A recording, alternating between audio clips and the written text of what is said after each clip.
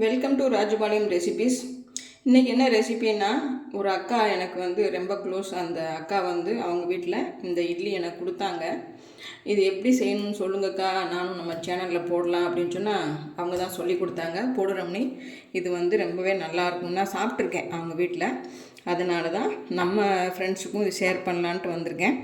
இப்போ வந்து இது 1 கப்பு துவரம் பருப்புன்னா 1 கப்பு நம்ம இட்லி அரிசி. இது வந்து ரேஷன் கடையில் தான் வாங்கினது. நல்லாவே இருக்குது, இப்போல்லாம் வந்து சூப்பராக இருக்குது. இது வந்து நம்ம எப்பயும் போல் நம்ம வீட்டில் இருக்க இட்லி அரிசி தான். ரெண்டுமே ஒரே அளவு, நீங்கள் எப்படி வேணால் பண்ணிக்கலாம், ஆனால் ஒரே அளவு எடுத்துக்கோங்க. இது ஒரு 2 மணி நேரம் நல்லா ஊற வச்சிட்டிங்கன்னா இந்த மாதிரி அரிசி வந்து ரவை மாதிரி இருக்கணும். உங்களுக்கு பார்க்குறது தெரியுதா? இந்த மாதிரி ரவை மாதிரி இருக்கணும். துவரம் பருப்பு வந்து கொஞ்சம் இந்த மாதிரி நைஸாக அரைச்சிக்கலாம். இது நல்லா ஊறினதுக்கப்புறம் நல்லா மிக்சியில் இதை மாதிரி அரைச்சி எடுத்துக்கோங்க.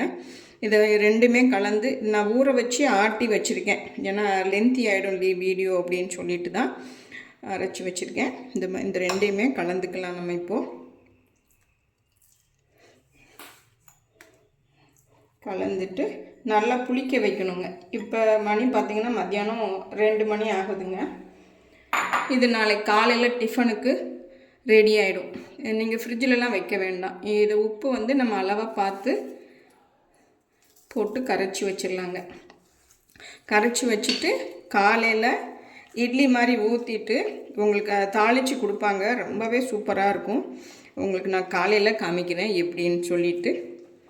இங்கே பாருங்கள், இந்த மாதிரி நல்லா கலந்து வச்சுக்கோங்க. அவ்வளோதான்.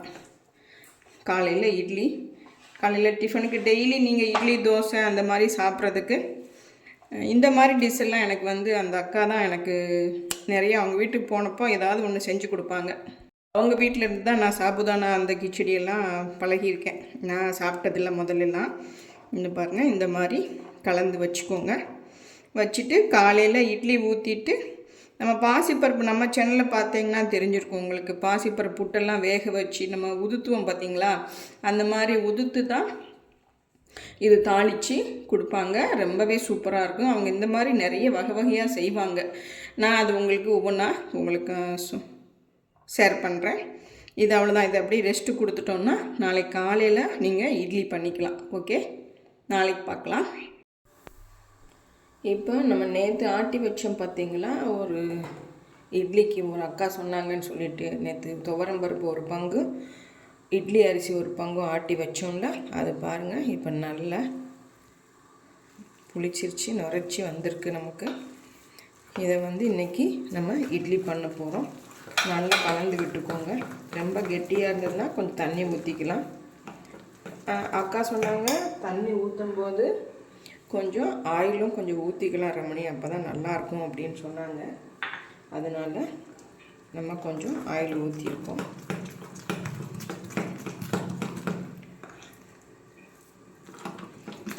ஆனால் நான் தண்ணி ஊற்றல, இதுவே நல்லா தான் இருக்குது. அரைச்ச உடனே நல்லா வந்துடுச்சு. இப்போ இந்த மாதிரி இட்லி பாத்திரத்தில் ஆயில் தடவிக்கோங்க. இந்த மாதிரி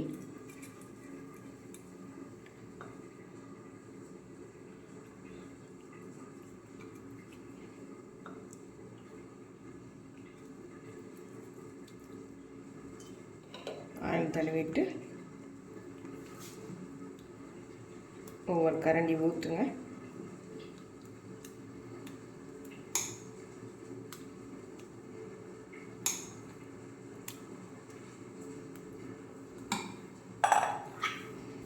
ரெண்டு தட்டு வச்சிடலாம்.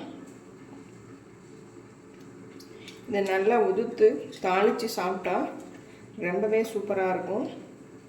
உடம்புக்கும் நல்லது தான். அதனால இது வந்து அக்கா சொன்னாங்க, நான் அவங்க வீட்டில் சாப்பிட்டேன், இது சொன்னாங்க உன்னோட சேனலுக்கு போடுறோம்னி நல்லாயிருக்கும் அப்படின்னாங்க.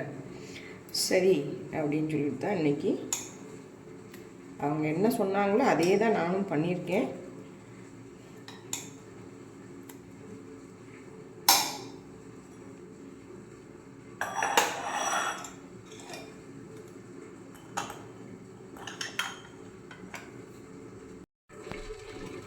பார்த்தீங்கன்னா தண்ணி நல்லா கொதிக்குது. இப்போ இதை எடுத்து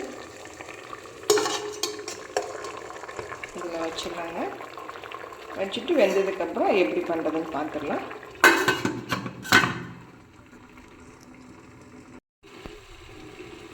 இப்போ இட்லி வெந்துருச்சான்னு பார்க்கலாம். நல்லாவே வெந்துருச்சுங்க. இது நம்ம ஆஃப் பண்ணிவிட்டு ஒரு 10 நிமிஷம் கழித்து எடுத்துட்டு நல்லா உதுத்துட்டு பார்க்கலாம். இப்போ இட்லி ரெடி ஆகிடுச்சிங்க, வெந்துருச்சு. ஆவி பறக்குது, உங்களுக்கு தெரியுதா என்னென்னு எனக்கு தெரியல. பாருங்கள், இட்லியை வந்து நம்ம ஆர்டினரி இட்லி எப்படி எடுப்போமோ அதே மாதிரி எடுத்து இந்த மாதிரி கொஞ்சம் ஆற வைக்கலாம். ஆறினதுக்கப்புறம் நம்ம நல்லா உதுத்து விட்டுடலாம். உதுத்துட்டு தாளிக்கணுங்க. அவ்வளோதான், இட்லி ரெடி ஆயிடுச்சு. இதுவே நல்ல வாசமாக இருக்குது. இந்த இட்லி எடுக்கும்போது இந்த நம்ம எண்ணெய் ஊற்றி மாவு கரைச்சோம் பாருங்கள், அதனால் இட்லி நல்லா அந்த பருப்பு அரிசிக்குள்ளே அந்த மணம் அப்படி வருது.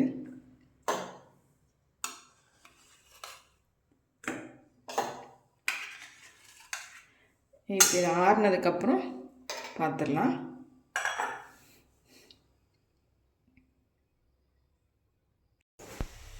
இப்போ ஸ்டவ் ஆன் பண்ணிக்கோங்க.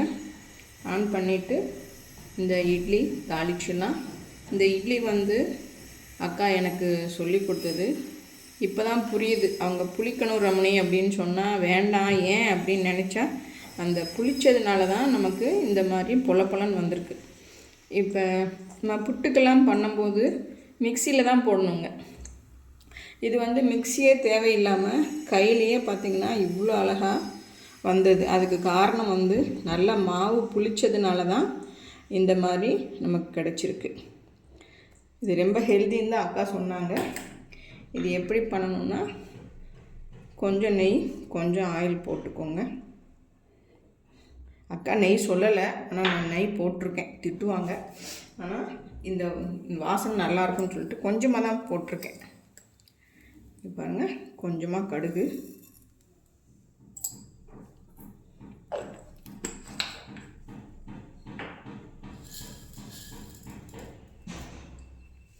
கொஞ்சமாக கடலைப்பருப்பு,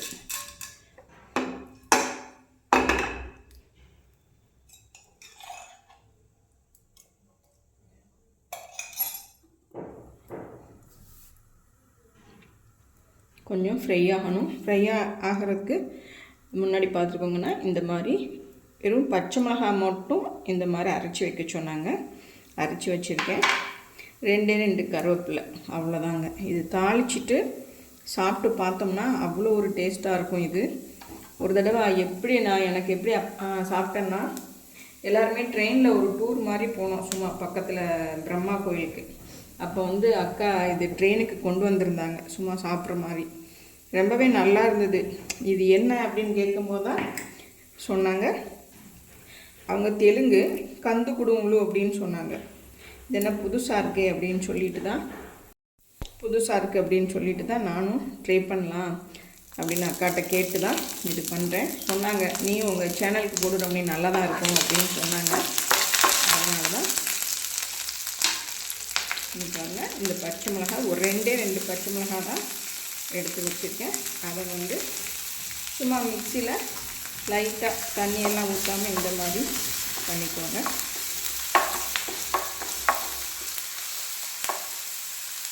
இப்போ இதில் என்ன ஒரு டிப்ஸு சொன்னாங்கன்னா, அவங்க லைட்டாக இந்த மாதிரி உப்பு போட்டுக்கோங்க, லைட்டாக போட்டுக்கோங்க போதும். கொஞ்சம் ஒரு தண்ணி தெளித்து விட்டுக்கோ அப்படின்னு சொன்னாங்க. அது எதுக்குன்னா இன்னும் கொஞ்சம் சாஃப்டாக இருக்கும் அப்படின்னு சொன்னாங்க. ஆனால் இதுவே நல்லா சாஃப்டாக தான் இருக்குது. சரி, அக்கா சொன்னதுக்காக கொஞ்சம் தண்ணி தெளிச்சுக்கலாம். பாருங்கள், இது அப்படியே பொலன்னு இருக்கு பாருங்கள். இதை அப்படியே போட்டுங்க.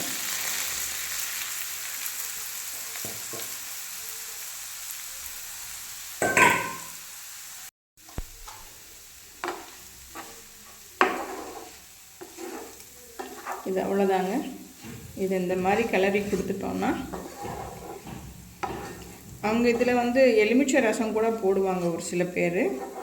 ஆனால் நான் போடலைங்க. இது நல்லா தான் இருக்கும் அப்படின்னு சொல்லிட்டு நான் போடலை.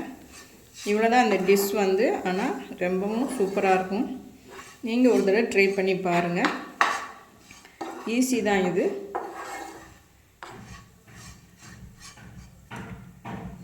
அவங்க வந்து காலையில் டிஃபனுக்கு கூட இது செய்வாங்க. பாருங்கள் எவ்வளோ உதிரியாக சூப்பராக வந்திருக்குதுன்ட்டு. இதுக்கு என்ன சைடிஷ்னால் அவங்க வீட்டில் வந்து நிறைய தொக்கு பண்ணி வச்சுருப்பாங்க விதவிதமாக. அதை வந்து அவங்க வச்சுக்குவாங்க. நான் வந்து இன்றைக்கி ஒரு நம்ம சேனலுக்கு கொடுத்துருக்கோம். அது என்ன இஞ்சி தொக்கு, அதுதான் இன்றைக்கி நான் வச்சுக்க போகிறேன் இதுக்கு. ஏன்னா வீட்டில் யாரும் சாப்பிட மாட்டாங்க, நான் மட்டும்தான். அவங்களுக்கெல்லாம் வேறு டிஃபன் பண்ணியிருக்கேன். இவ்வளோதாங்க.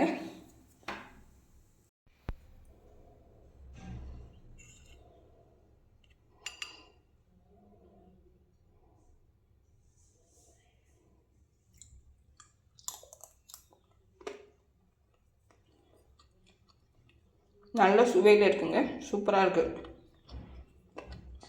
இது நீங்கள் எங்கேயாவது இந்த மாதிரி ட்ராவல்ஸுக்கு வீட்டில் குழந்தைங்களுக்கு லஞ்ச் பாக்ஸ் கூட கொடுக்கலாமாட்டிருக்குது. ஆனால் அவங்களுக்கு பிடிக்கணும். ஆனால் ரொம்ப சூப்பராக பண்ணி சொல்லியிருக்காங்க அக்கா. இப்போ தான் தெரியுது அவங்க எதுக்கு புளிக்க வைக்கணும்னு சொன்னாங்கன்னு சொல்லிட்டு. அந்த புளிச்சதுக்கு அப்புறம் தான் அந்த டேஸ்ட்டு வந்து ரொம்ப நல்லா வந்திருக்கு. தேங்க்யூ அக்கா, சூப்பராக சொல்லி கொடுத்துருக்கீங்க எனக்கு.